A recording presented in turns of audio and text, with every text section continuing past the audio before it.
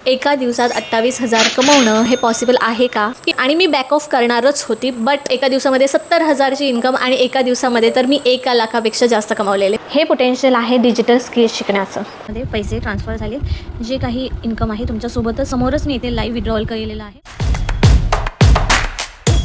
एका दिवसात आपण कितीच कमवू शकतो ना, max to max 1,000, 2,000, 3,000, max to max तुम्ही 5,000 कमवू शकता. चला, बट एका दिवसात 28,000 कमवणं हे पॉसिबल आहे का?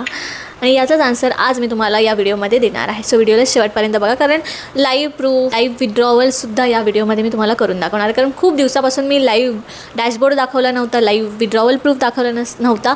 सो ही व्हिडिओ तुमच्यासाठी आहे आणि त्या लोकांसाठी आहे ज्यांना अजून हे डाऊट आहे की हे खरं आहे का, किंवा खरंच पैसे बँकमध्ये येतात का, आणि खरंच आपण एवढं कमवू शकतो का. So let's get started. Dashboard दाखवायच्या आधी मी तुम्हाला एक थोडं माझ्या जर्नीबद्दल सांगते. मी जेव्हा स्टार्ट केलेलं, मी स्टुडंट होती. सो स्टुडंट असताना मी बघायची की लोक माझ्या एजचे जे स्टुडंट्स आहेत, इवन 16-17 वर्षाची मुलंसुद्धा दिवसाला 10,000 कमवत आहेत, 20,000 कमवत आहेत. आणि मी तेव्हा असा विचार करायची की हे खरंच पॉसिबल आहे का, की हे जेन्युन तर आहे ना, काहीतरी फिशी असं मला वाटायचं. सो जेव्हा मला या सगळ्याबद्दल कळालं, मी पहिलं एक गोष्ट केली की मी स्वतः रिसर्च करायला स्टार्ट केला त्या गोष्टीचा, जे मला कळालं त्याच्याबद्दल. ठीक आहे. सो मी गुगलवरती गेली, गुगलवरती रिसर्च केला, तेव्हा मला कळालं की हा जो प्लॅटफॉर्म आहे तो 100% सेफ आणि लीगल आहे. त्याचे लीगल डॉक्युमेंट्स मी इथे अटॅच करेन, तुम्ही बघू शकता. प्लस हा जो काही प्लॅटफॉर्म आहे तो गव्हर्मेंट अप्रूव्ड प्लॅटफॉर्म आहे, त्याला भारतीय उद्योगरत्न अवॉर्डसुद्धा मिळालेला आहे. आणि प्लस ओयोचे जे फाउंडर आहेत रितेश अग्रवाल, ते सुद्धा या प्लॅटफॉर्मच्या इव्हेंट्समध्ये सामील होऊन गेलेले आहेत. सो इथून माझा ट्रस्ट बिल्ड झालेला की हा प्लॅटफॉर्म सेफ आणि लीगल आहे. ठीक आहे. सो लिगॅलिटीबद्दल माझा काहीच डाऊट राहिला नव्हता. दुसरा डाऊट माझा असा होता की मी ॲज अ स्टुडंट करू शकते का, कारण माझ्याकडे कोणतंच नॉलेज नव्हतं ना, माझ्याकडे कोणतं स्किल होतं, आणि प्लस माझी फायनान्शियल कंडिशन अजिबात चांगली नव्हती की मी काहीतरी इथे इन्व्हेस्ट करेन. बिकॉज माझे पॅरेंट्स होते, त्यांनी ऑलरेडी माझ्या फार्मसीसाठी लोन काढलेलं. सो ते प्रेशर माझ्यावरती होतं, माझ्या पॅरेंट्सवरती होतं. आणि मला त्याच्यामध्ये पुन्हा त्यांना असं सांगणं की मला काहीतरी नवीन शिकायचं आहे, त्याच्यासाठी मला तुम्ही पैसे द्या, हे लिटरली माझ्यावरती बर्डन होतं. मी याच्याबद्दल जेव्हा मला इन्फॉर्मेशन भेटली तर मला असं वाटलं फ्रीमध्ये असेल. सो कारण मी तेव्हा माझा माइंडसेट तसा नव्हताच की मी पैसे पे करून काहीतरी शिकण्यासाठी जाईन. मी असंच होतं की मला फ्रीचं काहीतरी भेटायला पाहिजे, जेणेकरून मी चांगले पैसे कमवेन. आणि त्याच्यासाठी मी ऑलरेडी माझा इतका टाईम वेस्ट घालवलेला. आय विल टेल यू, मी कॉलेजमध्ये असताना हे खूप असं फ्रीचं शोधलेलं की काही मिळतं आहे का. यूट्यूबवरती खूप सर्च केलं, तिथे मला capture writing and copy paste writing वगैरे ते कळालं. बट मी ते केलं ट्राय, पण माझा टाईम इतका वाया गेला आणि 1ही रुपयाची इन्कम माझी तिथून झाली नाही. फुकटचं ते लोक कॅप्चर राईट करा किंवा सर्वे फॉर्म फिल करा, आणि एवढं सगळं करून मला 1ही रुपया मिळत नव्हतं. लिटरली मी माझा टाईम त्यात वेस्ट घालवलेला. त्याच्यानंतर मग मी बोलले की यूट्यूबवरून ठीक आहे, जे काही आहे ते जर आपण यूट्यूबवरती सर्च करूया की काहीतरी शिकायला मिळते का. सो मी सर्च करायला ट्राय केलं, फ्रीचे व्हिडिओज वगैरे बघितलं, बट तिथे ना स्ट्रक्चर्ड फॉर्म नव्हता. एका व्हिडिओमध्ये काहीतरी वेगळं सांगितलं, दुसऱ्या व्हिडिओमध्ये काहीतरी वेगळं सांगितलं, अर्धी इन्फॉर्मेशन सगळ्या व्हिडिओजमध्ये मिळत होती. कोणीही असं proper step by step roadmap कोणीही प्रोव्हाइड केला नव्हता. सो तिथेही माझा टाईम वेस्ट गेला. आणि नंतर जेव्हा मला या प्लॅटफॉर्मबद्दल कळालं, तिथे मी सगळी इन्फॉर्मेशन काढली, सेफ आहे ते तर मला कळालंच. दुसरं की याच्यामध्ये पैसे इन्व्हेस्ट करायला लागतात, आणि मी बॅक ऑफ करणारच होती. बट तेव्हा एक सिच्युएशन अशी आली की आमच्याकडे पुराची सिच्युएशन आलेली, आणि माझ्या पॅरेंट्सना, म्हणजे माझ्या पप्पांचं जे काही काम होतं लिटरली सगळं झिरोवरती आलेलो आम्ही. आणि त्या सिच्युएशनमध्ये माझ्या भावाची फी भरायची होती, माझी फी पे करायची होती, आणि त्या सिच्युएशनमध्ये लिटरली त्यांना काय करायचं काय नाही सुचत नव्हतं. सगळ्यांचं टेन्शनचं असं वातावरण होतं. प्लस माझं लोन होतं, एज्युकेशन लोन, त्याचं एक वेगळं प्रेशर. सो त्या सिच्युएशनमध्ये मी ठरवले की नाही, आता मला काहीतरी करायला पाहिजे, किंवा बिकॉज जर मी आत्ता काही केलं नाही तर मग काहीच उपयोग नाही ना. आपले पॅरेंट्स आपल्यासाठी एवढं करतात, तर आपण आता आपली वेळ आहे की आपण त्यांच्यासाठी काहीतरी करायला पाहिजे. आणि तिथून मी तो डिसिजन घेतला की काहीही झालं तरी मला आता हे करायलाच पाहिजे, कारण हेच फ्युचर आहे. आणि म्हणून मग मी तेव्हा माझ्या पॅरेंट्सना सांगितलं, असं नाही की मी न सांगता स्टार्ट केलेलं. मी त्यांना सांगितलं की असं एक प्लॅटफॉर्म आहे जिथे मला शिकायचं आहे की ऑनलाईन इन्कम कसं जनरेट केलं जातं, ऑनलाईन कोणते स्किल्स आहेत ज्याचं मला फ्युचरमध्ये हेल्प होणार आहे, हे सगळं मी त्यांना एक्सप्लेन केलं. आणि त्यांनी मला स्टार्टिंगला सांगितलं की नाही करायचं तू हे, कारण आपल्याकडे पैसे नाही आहेत. ऑफकोर्स साहजिक आहे ना, जिथे आमचा पुरामध्ये लॉस झालेला तिथे ते लोक मला कुठून पैसे द्या. त्यांनी मला सरळ सांगितलं की तू नाही करायचं. बट मी ठरवलेलं की मला हे करायचं आहे, कारण मी माझ्या पॅरेंट्सना अशा सिच्युएशनमध्ये नाही बघू शकत की ते लोक एकदम हतबल झालेले, लिटरली म्हणजे ते खूप त्यांचं 100% देत होते, बट तेवढं पॉसिबल होत नव्हतं. आम्ही लिटरली एकदम लोअर मिडल क्लास फॅमिलीमध्ये झालेलो तुम्ही बोलू शकता. बट तेव्हा मग मी काय केलं, अरेंज केले, माझ्या सिस्टरकडून घेतले, माझ्या फ्रेंड्सकडून घेतले, असे सगळ्यांकडून थोडे थोडे थोडे थोडे करून मी जमा केले आणि त्यांना म्हटलं की मी एका महिन्यामध्ये तुम्हाला रिटर्न करेन. लिटरली मी त्यांना म्हटलं की एका महिन्यामध्ये तुम्हाला रिटर्न करेन. सो हे सगळे अरेंज करून मी फायनली माझी जर्नी स्टार्ट केली तेव्हा. आणि थँक्स टू गॉड मी तेव्हा ती जर्नी स्टार्ट केली आणि म्हणून आता जे काही रिझल्ट्स आहेत तुम्ही बघू शकता. हे मी तुम्हाला दाखवते एका सिंगल डेमध्ये माझे 28,000, बट ह्याच्यापेक्षा ही चांगले रिझल्ट मी एका दिवसामध्ये जनरेट केलेले आहे. जसं की एका दिवसामध्ये 46,000, एका दिवसामध्ये 56,000, एका दिवसामध्ये 64 आय गेस, एका दिवसामध्ये 70,000ची इन्कम आणि एका दिवसामध्ये तर मी 1 लाखापेक्षा जास्त कमावलेले. आणि हे सगळं पॉसिबल झालं. मी तो एक डिसिजन घेतला. मी तेव्हा बॅक ऑफ केलं नव्हतं की माझ्याकडे पैसे नाहीत म्हणून मी स्टार्ट करणार नाही. मी तेव्हा ॲक्शन घेतली की नाही, मला माझी जर परिस्थिती बदलायची असेल तर मला स्टार्ट करावं लागणार. आणि तो एक डिसिजन तेव्हा मी घेतलेला, आज त्याचं फळ मिळतं आहे. म्हणजे आज मी फक्त एकदाच इन्व्हेस्टमेंट केलेली, डबल किंवा अजूनपर्यंत मी परत इन्व्हेस्टमेंट केली नाही, फक्त एकदा इन्व्हेस्टमेंट केलेली. आणि माझं लर्निंग माइंडसेट होतं.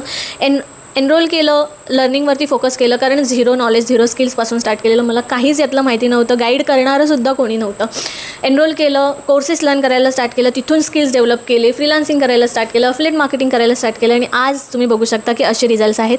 आणि मला तेव्हा कोणी गाईड करायला नव्हतं, पण मला असं वाटायचं की यार मला कोणी गाईड नाही केलं, पण माझ्यासारखे खूप जास्त स्टुडंट्स आहेत, त्यांना गायडन्सची गरज आहे. त्यांना माहिती नाही की हे काय आहे, कसं केलं जातं. आपण आपल्या कॉलेज मॅनेज करूनसुद्धा एक फायनान्शियल फ्रीडम अचीव करू शकतो, एक इन्कम सोर्स बिल्ड करू शकतो, ज्याच्यामुळे आपण आपल्या फॅमिलीचा किंवा आपल्या पॅरेंट्सचा जो काही भार आहे तो कमी करू शकतो. आणि म्हणूनच मी स्टुडंटनासुद्धा गाईड करते. आणि स्टुडंटचे रिझल्ट तुम्ही ऑलरेडी बघितले असेल. माझे स्टुडंट्स आहेत ते फ्रीलान्सिंग म्हणा, अफिलिएट मार्केटिंग म्हणा, सगळ्या क्षेत्रामध्ये आता चांगल्या लेवलचे ग्रो करत आहेत. And I am a proud mentor. आणि मला इतकं छान वाटतं की माझ्यासोबत ज्यांची जर्नी स्टार्ट केलेली ते आज त्यांचे स्वतःचे खर्च स्वतः फुलफिल करत आहेत, त्यांच्या पॅरेंट्सचे ड्रीम कंप्लीट करत आहेत आणि लाईफमध्ये ग्रो करत आहेत. आणि हेच माझं अल्टिमेट मिशन होतं तुम्ही म्हणू शकता. काही लोकांना असा प्रश्न पडतो की मी फार्मसी केल्यानंतर MPharmला का नाही गेले, MBAला का नाही केलं किंवा जॉब का नाही करायला गेली. तर मी एकतर मला फार्मसीमध्ये काही जास्त इंटरेस्ट नव्हता, म्हणून मी MPharm करायचं किंवा मास्टर करायचा विचार सोडून दिला होता. कारण उगाचच पॅरेंट्सचे पैसे त्याच्यात इन्व्हेस्ट करायचे आणि वेस्ट घालवायचे ते मला पटत नव्हतं.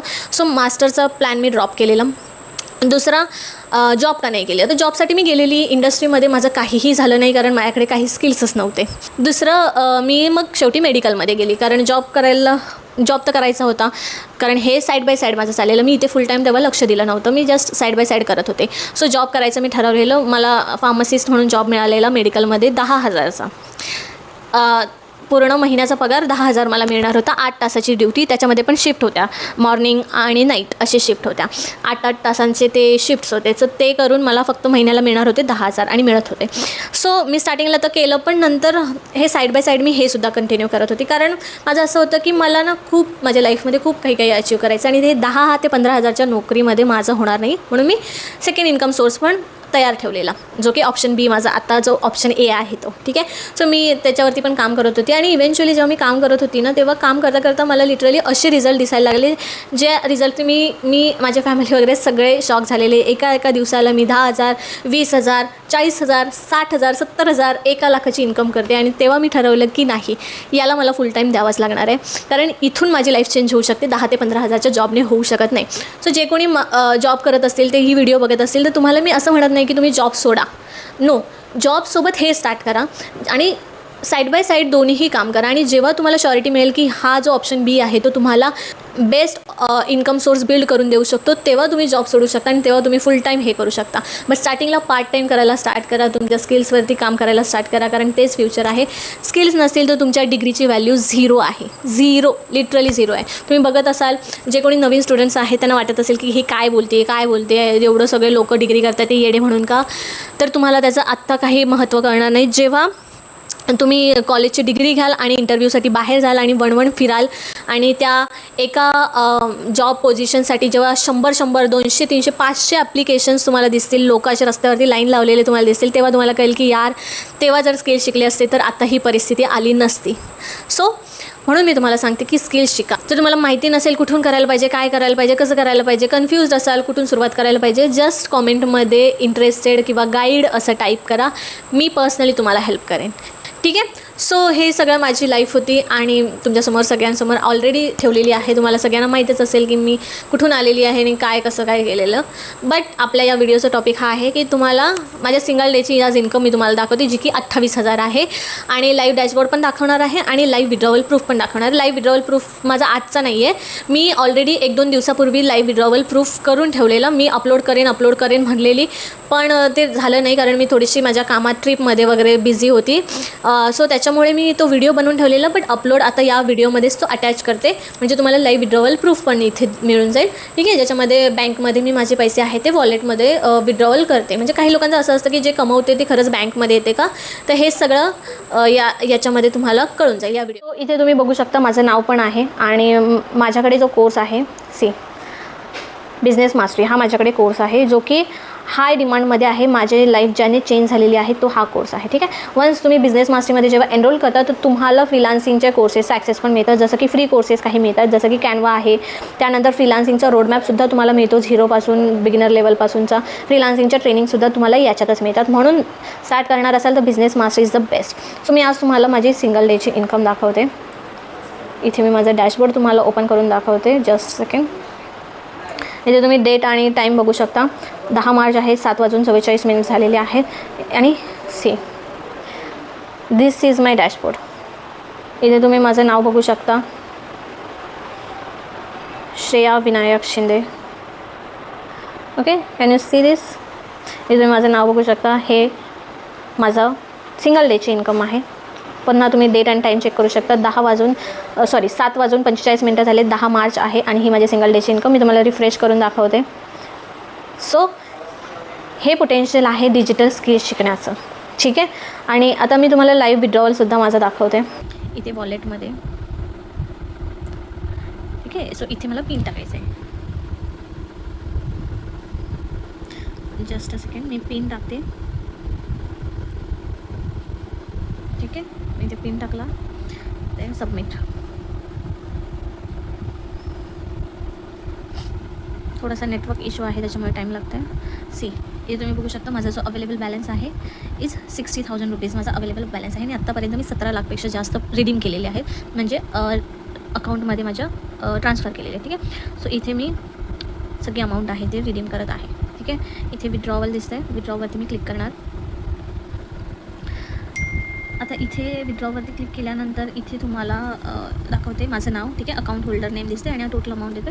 मला इथे OTP आला आहे, मी OTP टाकते. Just a second.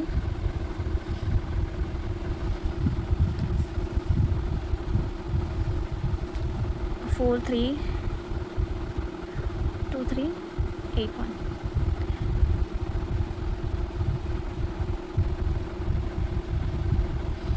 That's it. Pay out initiate झालं आहे. अँड